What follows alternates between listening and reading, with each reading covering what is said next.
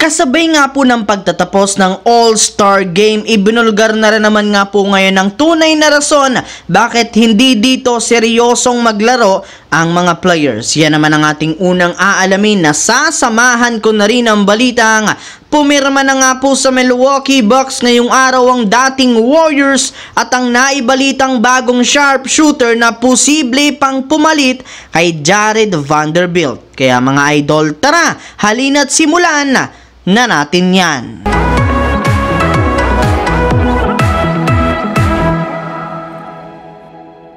Dahil nga po mga idol sa sobrang taas ng score na nagawa sa ginanap na All-Star Game, marami na naman nga po mga fans at maging analyst ang nagreklamo dito. Ika nga, hindi na talaga naging competitive pa ang All-Star Game ngayon dahil hindi na dumidepensa dito ang mga superstar. Yes mga idol, pinapabayaan nga po nila na makapagtala ng puntos ang bawat isa at naging shooting contest na lamang ang kanilang laban malayong malayo sa dating All-Star Game kung saan nagiging dikit at exciting nga po noon ang kanilang laro. Pero ang tanong, bakit nga ba bigla na lamang nagbago at lumamya ng husto ngayon ang All-Star Game? Well, ayon nga po sa isang NBA analyst, naniniwala nga po ang mga All-Star player katulad na lamang ni Anthony Edwards na hindi rin naman nga po nila dapat seryosohin ng husto ang All-Star Game since isa lamang itong exhibition at non-bearing game, kaya kailangan rin naman nga po nila ditong mag-relax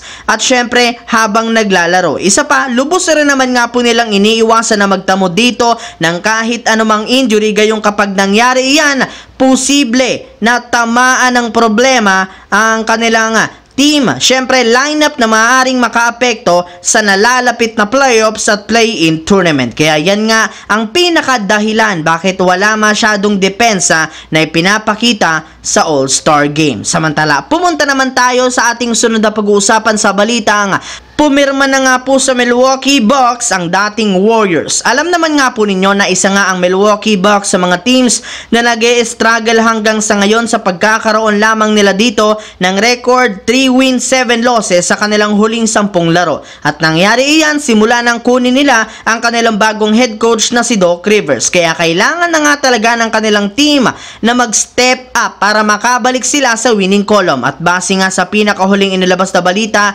ni Shams Charania ng The Athletic, ginagawa rin naman nga po nila ang lahat ng paraan at makakaya upang manalo sa mga susunod na laro. Sa katunayan, ayon nga sa inilabas na balita, kumuha na nga sila ngayon ng bagong player na si Ryan Rollins na pinapirma nila sa kanilang team ng 2-way contract. Well, kung inyong ang matatandaan, nakapaglaro na nga ito sa Golden State Warriors bago nila siya isama sa trade noon ni Jordan Poole papunta sa Washington Wizards na agad rin naman ngang in-wave. Kaya ngayon ngang kinuha siya ng Milwaukee Bucks, magkakaroon nga ulit ito ng pagkakataon na ipakita ang kanyang talento sa loob ng liga. Habang dumiretso naman tayo sa ating huling storya dito sa naibalitang bagong shooter na posible pang humabol at pumalit kung sakali man kay Jared Vanderbilt. Base nga po mga idol sa inalabas na balita ng Lakers insider na si Jovan Bohan ng The Athletic, medyo tagilid pa nga sa ngayon ang kalagayan ni Jared Vanderbilt kung makakapaglaro o makakabalik pa siya sa lineup ng Lakers ngayong season since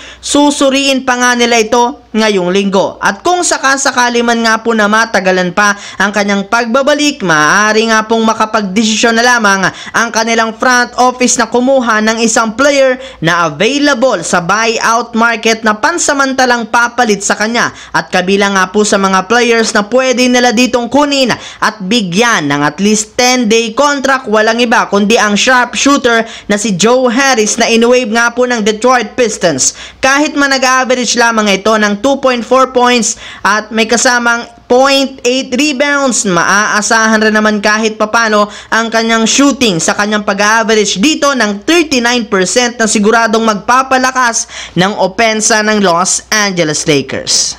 So that's it mga idol, ang ating bagong video ngayon. Once again, this is your J-Zone TV. Don't forget to subscribe at syempre pindutin ang notification bell sa akin channel para lagi kayo maging updated sa mga videos na pinapalabas ko. Isang malaking shoutout sa lahat mga idol. Thanks for watching. Hopefully, nag-enjoy kayo ngayong araw na ito.